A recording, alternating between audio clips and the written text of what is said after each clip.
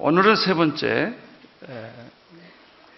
큰 믿음과 작은 믿음에 대해서 이야기를 하고자 합니다. 예수님께서 제자들이 무리에 빠져서 허덕거렸을 때 산에서 기도하시다가 밤 3시쯤 기도를 포기하시고 고생하는 제자들에게 뛰어오셨습니다. 그리고 그 아침에 새벽에 배가 없기 때문에 물 위로 걸어오셨습니다. 물 위로 걸어오신 예수님을 보고 베드로가 굉장히 놀랐습니다. 야, 유령이 아닌가? 어떻게 사람이 물 위를 걸을 수 있겠는가? 그렇지만 가만히 다시 보니까 예수님이었습니다. 그래서 베드로가 예수님께 이런 요청을 합니다. 주여, 만일 당신이 주시거든 나도 물 위를 걸으라고 명해 주십시오. 그러니까 예수님께서 물 위로 걸어오라 그랬습니다.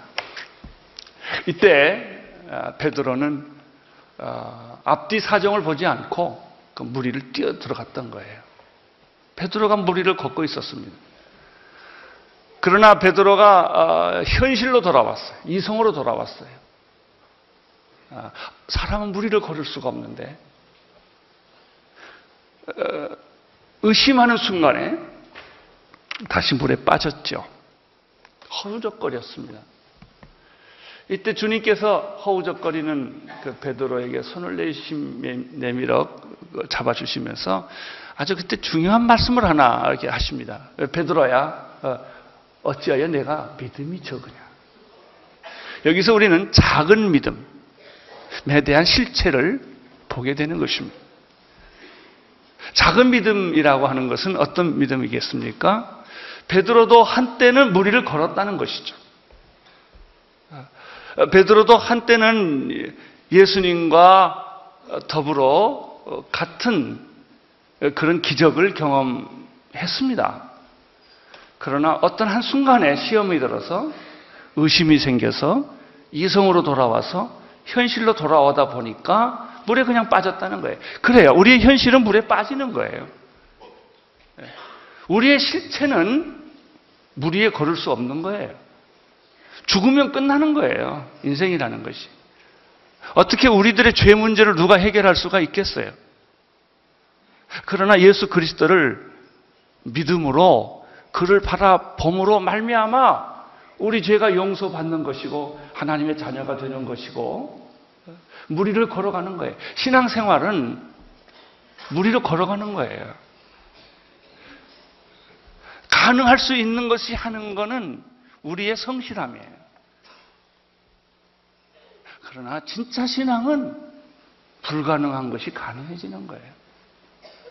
예수를 믿게 되면, 알게 되면, 성령을 받게 되면 우리는 영적으로 새로운 세계에 들어가게 되는 것이죠. 그러나 계속 들어가 있지를 못해요. 잠깐 들어갔다가 다시 옛날로, 죄인으로, 상식으로, 현실로 또 돌아오는 거예요. 돌아오는 순간에 물에 빠진단 말이죠. 그냥 본질로 돌아가는 거죠. 옛날 상태로 돌아가는 거죠. 그때 예수님께서 베드로에게 그렇게 사랑의 말씀을 해줬어요. 어째서 이렇게 의심하느냐. 믿음이 적은 자요.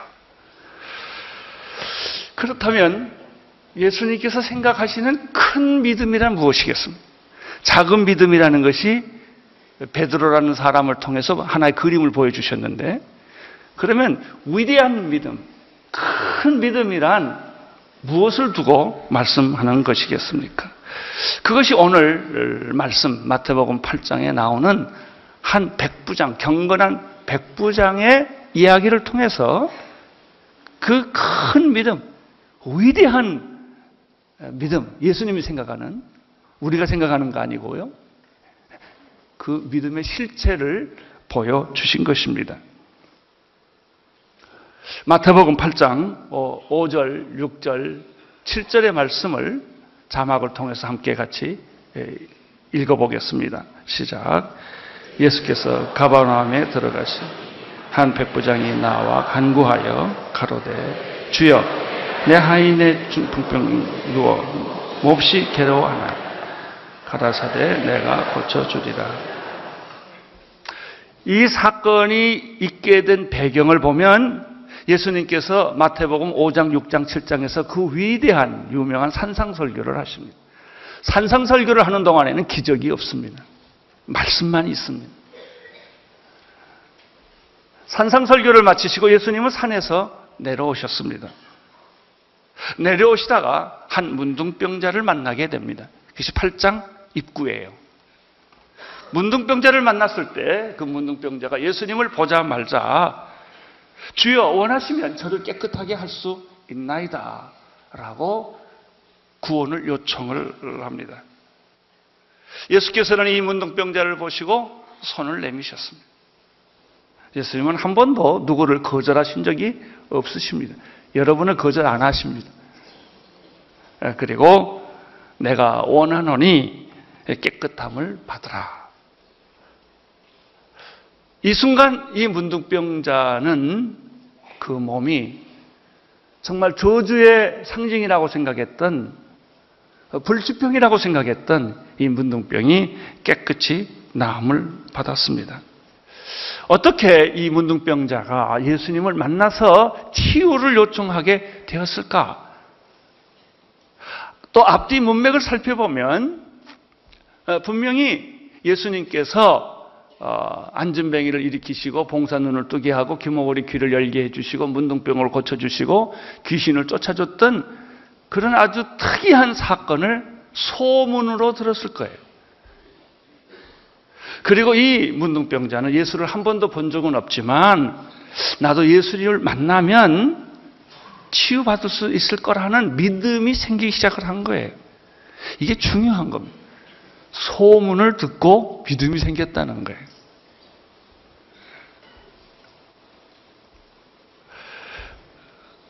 여러분 기생라합을 기억하십니까? 구약에 기생라합은 여리고 성의 한 주막에 있었는데 이스라엘 백성들이 홍해를 가르고 건너왔다는 이 사실을 소문을 듣고 그 마음속에 하나님을 흠모하는 생각을 갖게 된 거예요.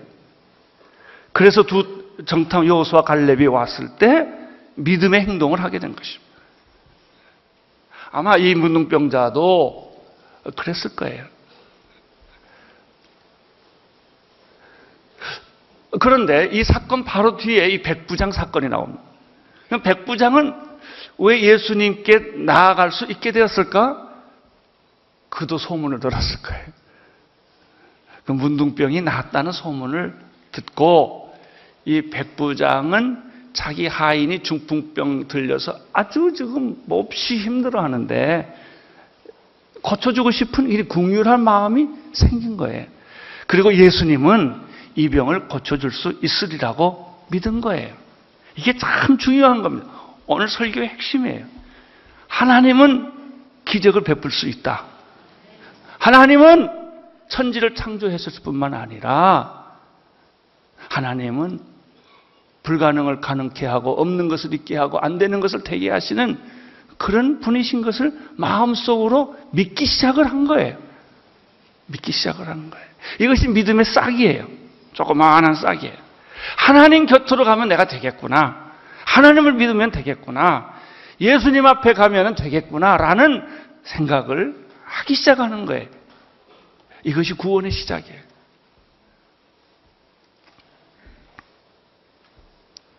예수님이 가버나움에 들어오셨다는 소식을 듣자마자 이 백부장은 사람을 보냅니다.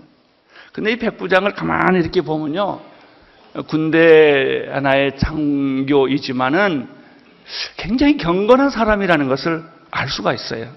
첫째, 자기 병 때문에 난리치지 않고요, 자기 부하의 병 때문에 자기 병처럼 애쓴다는 게 보통 사람 못합니다. 자기 밑에 있는 사람이 아프면요, 안 됐다 이렇게 생각하지, 그렇게 자기 재산 팔아서 자기 시간 내서 내 하인의 종의 아픈 거를 관심 가져주는 주인은 그렇게 많이 없습니다. 근데 이 백부장이 위대한 것은요, 하인의 중풍병자 때문에 몹시 연민을 하고 괴로워했다는 거예요. 우리는 거기에서 그 사람의 됨됨이를 읽을 수가 있어요. 그 백부장의 친구들이 예수님께 가서 이야기할 때도요, 이렇게 말합니다. 이 사람은요, 우리 유대 민족을 너무나 사랑을 했고요, 우리를 위해서 회당까지 지어준 그런 사람입니다 라고 예수님께 제일 먼저 소개하는 장면이 누가복음 7장에 나와요. 누가복음 7장에 가보면 좀 더 많은 정보를 이 백부장에 관한 얘기를 얻을 수가 있습니다. 이 누가복음 7장에 의하면 이 마태복음에는 백부장이 직접 예수님께 간 걸로 되어 있지만 누가복음 7장에는요, 백부장이 유대인 장로들을 몇 사람을 보내는 것으로 나와 있습니다. 이미 그때 당시에는 이 백부장은 유대인들과 굉장히 친해져 있고 회당도 지어졌고 그 나라를 위해서 많은 일을 했던 거예요. 그 친구들이 대신 예수님께 찾아갔습니다. 그리고 이야기를 합니다. 우리 이 백부장은 참 남다른 지휘관입니다. 자기의 부하를 위해서 이렇게 우리한테 요청을 합니다. 예수님, 그리고 이 사람은요, 정말 우리 유대 민족을 위해서도 큰 일을 많이 한 사람입니다. 내 부하를, 우리 백부장의 하인을 좀 고쳐주십시오. 예수님이 그 말씀을 듣고 백부장 집에 가기로 결정을 합니다. 그리고 그 사람들과 함께 백부장 집에를 이제 가고 있었습니다. 집에 거의 다다랐을 때 또 한 사람이 나타난 것입니다. 그것이 누가복음 7장 6절, 7절, 8절에 좀 더 자세한 정보를 우리가 볼 수가 있습니다. 누가복음 7장 6절을 자막을 통해서 한번 같이 읽겠습니다. 시작. 예수께서 함께 가실새 이에 그 집이 먼저 얼지 아니하여 백부장이 벗들을 보내어 가로되 주여 수고하지 마옵소서. 내 집에 들어오심을 나는 감당치 못하겠나이다. 그러므로 내가 주께 나가기도 감당치 못할 줄을 알았나이다. 말씀만 하사 내 하인을 낫게 하소서. 나도 남의 수하에 든 사람이 제 아래에도 군병이 있으니 이더러 가라 하면 가고 저더러 오라 하면 오고 제 정도로 이것을 하라 하면 하나이다. 이 백부장이 건방져서 예수님께 직접 안 온 게 아니었습니다. 너무 황송해서 못 온 거예요. 예수님이 자기 집에 오고 있다는 말씀을 듣고 이 백부장의 생각을 고쳐먹은 거예요. 아니야, 예수님을 우리 집에까지 오게 할 필요가 없어. 다른 친구들을 또 보냅니다. 예수님, 정말 예수님이 우리 집에 오는 것을 내가 감당할 수가 없습니다. 그냥 말씀만 하십시오. 당신은 하나님의 아들이 아닙니까? 당신에게는 능력이 있지 않습니까? 꼭 오셔서 기도 안 하셔도 이 자리에서 말씀만 하면 내 하인이 나을 겁니다. 이렇게 이야기를 한 거예요. 예수님이 충격을 먹었어요. 성경에 보면요, 예수님이 굉장히 놀랬다 이런 게 별로 없어요. 그런데 오늘 이걸 보면 예수님이 굉장히 놀랐어요. 이 말을 듣고. 그래서 이렇게 표현을 합니다. 7장 9절 같이 읽겠습니다. 시작. 예수께서 들으시고 저를 기히 여겨 돌이키사 쫓는 무리에게 이르시되 내가 너희에게 이르노니 이스라엘 중에서 이만한 믿음을 만나보지 못해. 자, 보십시오. 베드로에게는 그렇게 믿음이 있는 줄 알았고 예수님과 같이 먹고 마시고 잠을 자고 동고동락을 했던 베드로였어요. 그리고 베드로가 무리까지 걸어왔지만 한순간에 그는 의심해서 물에 빠지지 않았습니까? 그랬을 때 베드로를 향하여서는 내가 어찌하여 이렇게 믿음이 없느냐? 너 뚜껑을 열어보니까 믿음이 바닥이 났구나. 아무것도 없구나. 사실 우리 뚜껑 열어보면 바닥난 사람들 꽤 있어요. 겉으로는 다 잘 돼 있죠. 직함들이 다 있고 경력이 있고 화려하죠. 그러나 뚜껑을 열어보면 아무것도 없단 말이죠. 베드로가 그랬어요. 근데 이름 모를 이 백부장의 경우는 어때요? 숨어 있었고 마치 그것은 한 세리가 죄인이 헌금할 때 너무너무 힘들어했던 거예요. 너무 부끄러워했던 거예요. 동전 몇 푼 내는 게 너무 힘들었던 거예요.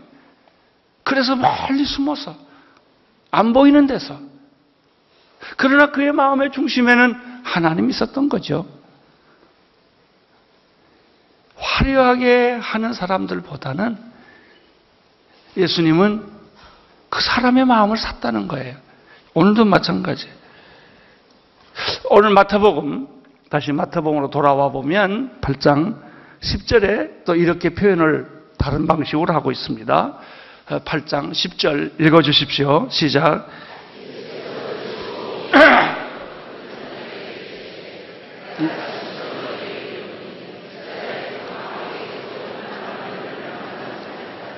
그렇다면 우리가 큰 믿음이 무엇인가? 자, 작은 믿음에 대해서는 우리가 이렇게 봤는데 큰 믿음은 그 본질은 무엇인가에 대해서 몇 가지 말씀을 들을 수가 있습니다. 첫째는 큰 믿음이라고 하는 것은 큰 일을 하는 사람만을 의미하지 않는다는 거예요.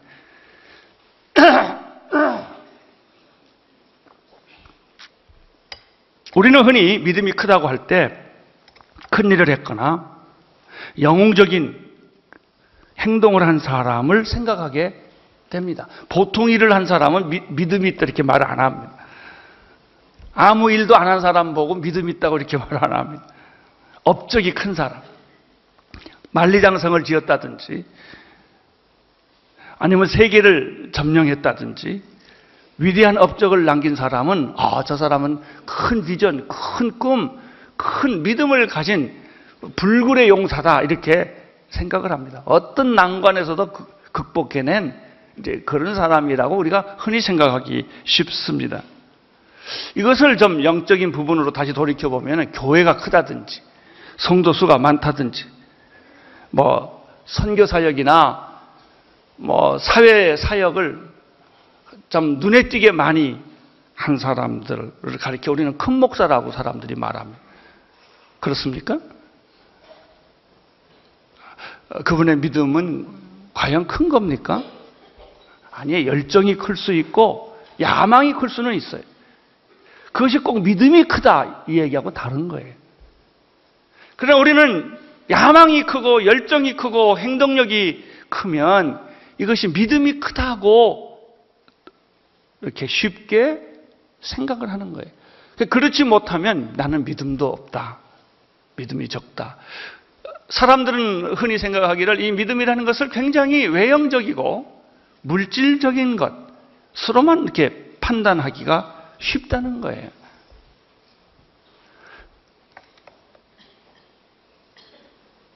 그러나 야망과 믿음은 다른 것이고 열심과 믿음은 다른 거예요.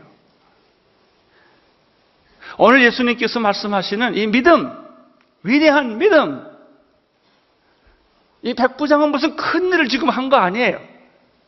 그가 한 것은 간단합니다. 아무 가치가 없는 자기 하인의 병에 관심이 있었다는 거예요. 그리고 예수님이 이 하인을 고쳐줄 수 있다고 믿은 거예요. 그리고 예수님이 자기 집에 오는 것을 자기는 감당할 수 없다는 그런 겸허한 마음을 이 사람은 가지고 있었다는 거예요. 2번씩이나 사람을 보내서 예수님 우리 집에 오실 거 없어요. 그냥 말씀만 해 주십시오. 라고 말할 만큼 이 사람의 믿음은 아주 순수하고 진솔하고 순도가 높은 그런 믿음이었다는 거예요. 예수님이 이것을 큰 믿음이다 라고 정의해 주셨습니다.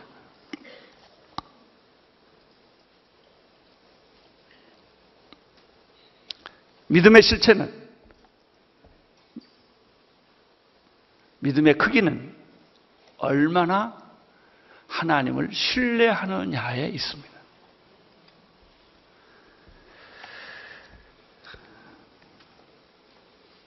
우리가 얼마나 하나님을 신뢰하느냐 하는 증거는요, 우리가 실패할 때입니다.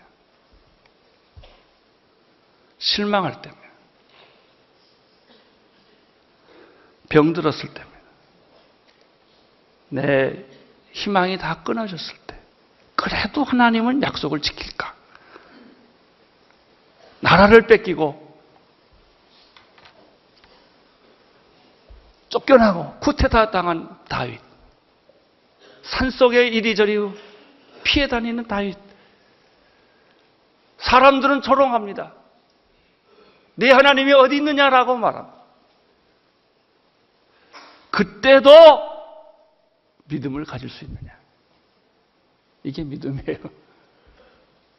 결과가 좋아서, 응답이 되어서, 만리장성을 쌓아서 생겨지는 그런 결과가 아니라는 거예요. 진짜 믿음은 이런 시련에서 태어나는 거예요. 죽게 됐어요. 억울하게 됐어요. 너무너무 억울해요. 그래도 그걸 받아들이는 거예요. 죽음을 받아들이는 거예요. 실패를 받아들이는 거예요. 패배를 받아들이는 거예요. 그러면서도 끝까지 말합니다. 우리 하나님은 선하시다.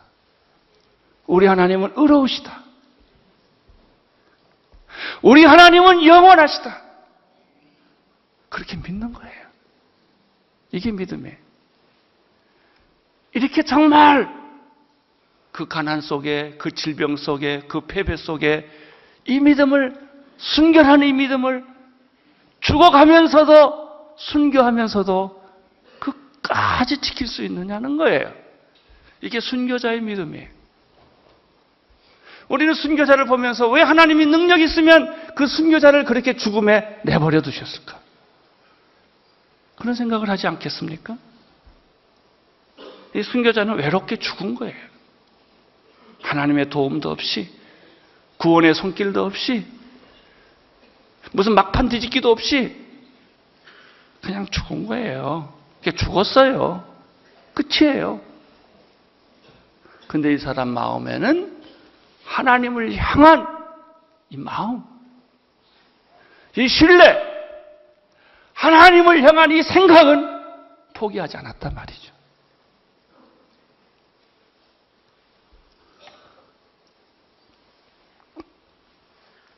광야에 쫓겨간 세례요한, 아기를 낳지 못한 한나, 예언이 거절당한 예레미야처럼 처절한 환경에 있을 때 믿음의 실체는 시련의 검증을 받게 되는 것입니다. 감옥에 간 요셉, 풀무불 속에 들어간 다니엘, 아합 왕 앞에 대결하는 엘리야, 다 외로운 고독자들이었습니다. 그러나 그들을 지탱하고 있었던 것은 무엇입니까? 믿음입니다. 하나님은 선하시다. 하나님은 의로우시다. 하나님은 변함이 없으시다. 하나님은 영원하시다. 이게 속에 있었던 거예요.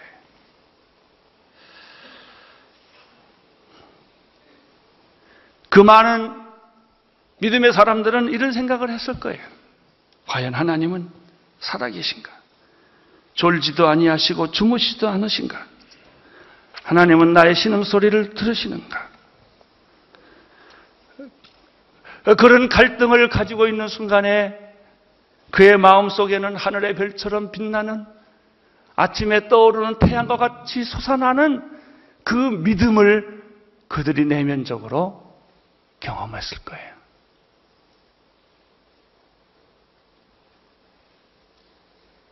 믿음은 어떤 업적이 아니라 하나님에 대한 순수한 신뢰입니다.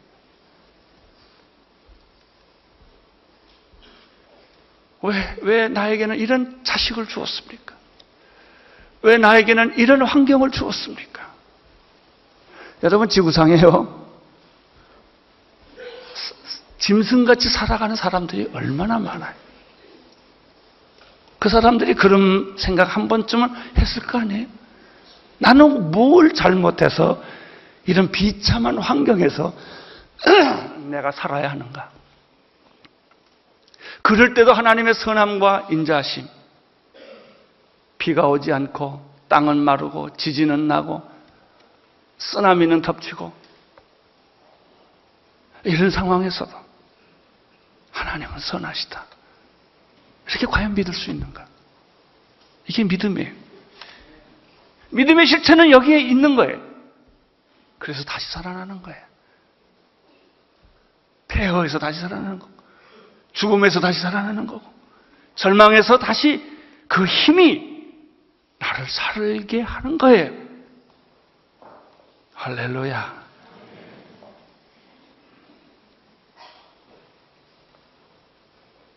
백부장은 예수님을 만난 적도 없고 본 적도 없습니다. 백부장은 예수님을 직접 만난 것도 아니고 친구들에 보내서 종의 병을 고쳐주기를 원했습니다. 여기서 우리가 두 번째 발견하는 믿음의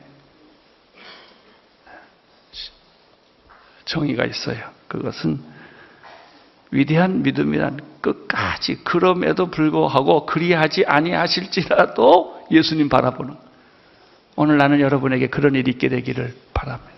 그리 아니하실지라도 모든 것을 다 잃었어도 주님을 바라보십시오. 주님을 바라보십시오. 그래도 주님을 바라보십시오.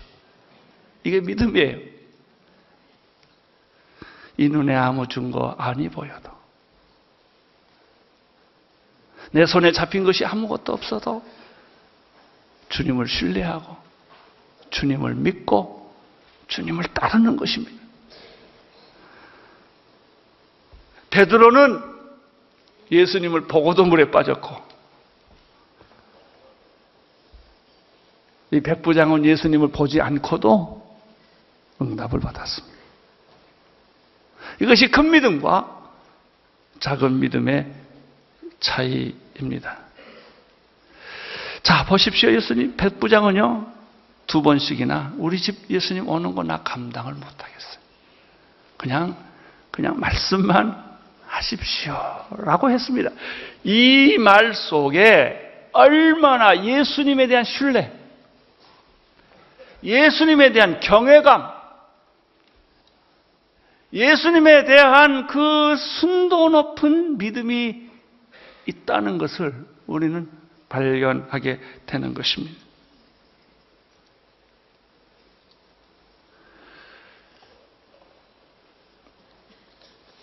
이것이 사도 바울이 말하는 사나 죽으나라는 뜻이에요.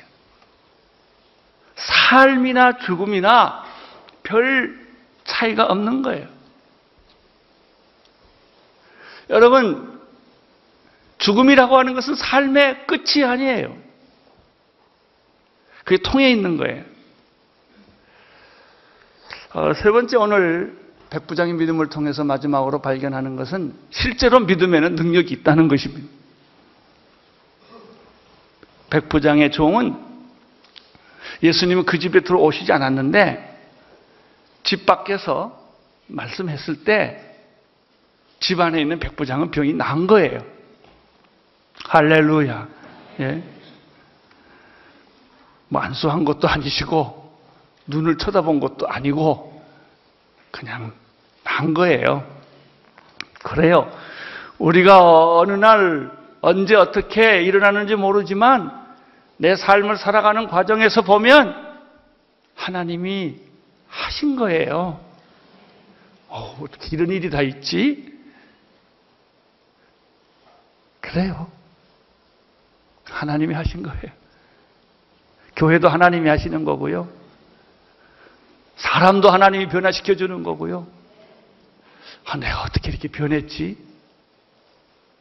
제일 놀란 것은 내가 변한 겁니다. 어떻게 내가 이렇게 변했지? 옛날엔 내가 이런 생각 안 했는데 내 생각이 바뀌었어. 내 가치관이 바뀌었어. 근데 그게 무슨 딱 부러지게 오늘 바뀌고 내일 바뀌고 이런 게 아니에요. 어느 날 보니까 바뀌어져 있는 거예요. 할렐루야. 이게 믿음의 삶이에요. 그리 아니하실지라도 나는 그걸 상관하지 않아요. 그냥 가겠습니다. 난 포기하지 않겠습니다. 그냥 내가 이 길을 그냥 가겠습니다. 그런데 가다 보니까 만사가 다 변해 있는 거예요. 나도 변하고 너도 변하고 다 변한 거예요. 믿음은 이런 변화를 가져오는 것입니다. 과연 문제는 우리가 예수님을 얼마나 신뢰할 수 있느냐? 귀신 들린 아이를 가진 그 아버지가 예수님께 할 수만 있거든 내 아이를 고쳐주십시오라고 말할 때 예수님이 그 아버지의 아들의 병을 고쳐준 게 아니라 아버지의 말을 고쳐주셨어요. 네 말을. 우리가 말부터 고쳐야 됩니다. 할 수 있거든이 무슨 말이냐. 너 말 좀 바꿔라. 믿는 자들에게는 능치 못함이 없느니라. 긍정적인 마음, 신뢰하는 마음, 확신하는 마음, 눈에 안 보여도 손에 안 잡혀도 증거가 없어도 이 마음을 가지고 있으면 할 수 있거든이 무슨 말이냐? 믿는 자들에게는 능치 못함이 없느니라. 마태복음 17장 20절에서 예수님은 이렇게 말씀하셨습니다. 자막을 통해서 같이 읽어보겠습니다. 시작. 진실로 너희에게 이르노니 너희가 만일 믿음이 한 겨자씨만큼만 있으면 이 산을 명하여 저기서 옮기고 하여도 옮길 것이요. 자, 겨자씨만한 믿음은 산을 움직이고 바다를 가르고 하늘을 열게 한다 그런 뜻이에요. 믿습니까? 그래요. 그렇게 큰 믿음이 아니어도 겨자씨만한 믿음만 있어도 산이 움직이고 바다가 갈라지고 하늘이 열려요. 예수님의 제자들이 왜 귀신을 못 찾았을까요? 예수님의 말씀. 너희가 어찌하여 믿음이 없느냐? 이렇게 말씀했어요. 우리의 내면의 세계를 들어보면서 먼저 우리의 믿음이 바닥난 것을 고백해야 합니다. 주님, 정말 보니 나는 믿음이 없네요. 도와주세요. 믿음 없는 것을 도와주세요. 이렇게 기도하기 시작해야 합니다. 정말 내가 예수님을 믿고 신뢰하는 믿음을 갖고 싶습니다. 도와주세요. 그러면 믿음은 어떻게 생기는 거예요? 성령이 부어질 때 믿음이 함께 옵니다. 고린도전서 12장 8절부터 10절까지 말씀을 자막을 통해서도 읽어보겠습니다. 시작. 지혜의 말씀을 어떤 이에게는 같은 성령을 따라 지식의 말씀, 다른 이에게는 성령으로 믿음을, 어떤 이에게는 한 성령으로 병 고치는 은사를, 어떤 이에게는 능력 행함을, 어떤 이에게는 예언함을, 어떤 이에게는 영들을 분별함을, 어떤 이에게는 방언함을, 어떤 이에게는 방언 통역은. 여기서 보면 성령이 임할 때 믿음이 온다고 그랬어요. 믿음은 내가 갖는 게 아니에요. 오는 거예요. 오늘 날 여러분들이 성령 충만하기를 바랍니다. 성령의 임재가 있기를 바랍니다. 성령의 기름 부으심이 있게 되기를 바랍니다. 주여 내 안에 믿음을 부어 주옵소서. 내 이성적인 믿음이 아니라, 합리적인 믿음이 아니라, 경험적인 믿음이 아니라 성령으로 오는 믿음을 내가 갖기를 원합니다. 히브리서 13장에 보면요, 또 이런 말이 있어요. 믿음의 주여 우리를 온전케 하시는 이인 예수를 바라보자. 믿음의 주인은 예수 그리스도예요. 그냥 예수님을 보면 돼요. 바라보면 돼요.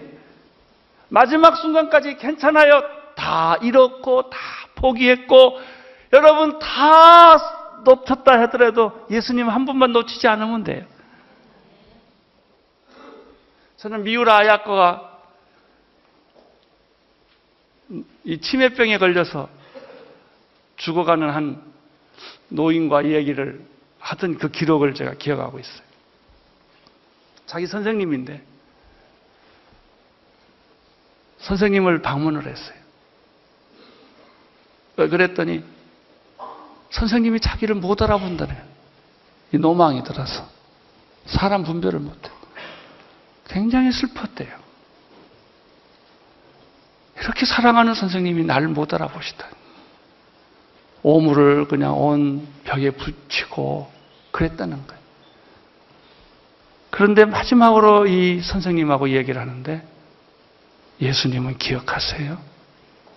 그랬더니 이 할머니가 선생님이 내가 예수를 알지 그랬다는 거예요. 이렇게 글을 썼어요. 나는 잊어버렸을지라도 그 선생님은 예수님을 잊지 않으셨다고. 할렐루야. 끝까지 예수님을 기억하십시오. 끝까지 예수님을 신뢰하십시오. 그것이 믿음이에요. 그게 남아있는 거예요. 주여 우리의 믿음을 온전케 하여 주옵소서. 믿음을 부어 주옵소서. 성령을 부어 주옵소서. 마지막 순간까지도 예수님을 바라보게 하여 주옵소서. 할렐루야. 이런 믿음의 순결한 축복이 여러분에게 있게 되기를 축원합니다. 기도하겠습니다. 하나님 아버지, 우리의 믿음의 겉모습이 아니라 내면적 모습에서 순결한 믿음 갖게 되기를 원합니다. 순도가 높은 믿음이 있기를 원합니다. 예수님 바라보는 믿음 있게 되기를 원합니다. 우리 모두에게 그 믿음을 주어서 흔들리지 않게 하여 주옵소서. 예수님 이름으로 기도드립니다. 아멘.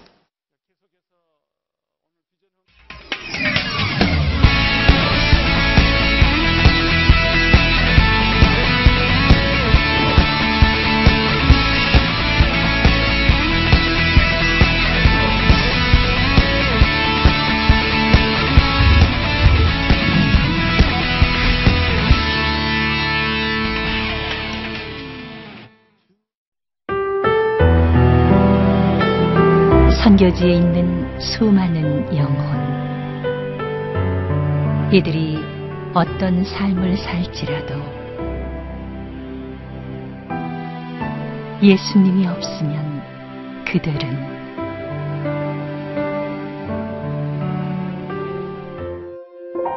복음만이 이 영혼들을 살릴 수 있습니다.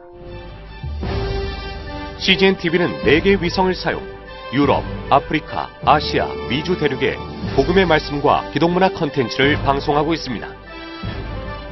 전 세계 선교사를 돕기 위해 한국어로 방송하는 CGN TV는 각 나라 대표언어로 복음을 전하는 비전을 갖고 있습니다. 현재 일본, 미국의 지사를 두고 자체 방송을 진행하고 있으며 대만, 태국, 아랍의 제작센터를 설립해 현지어로 복음을 전하고 있습니다.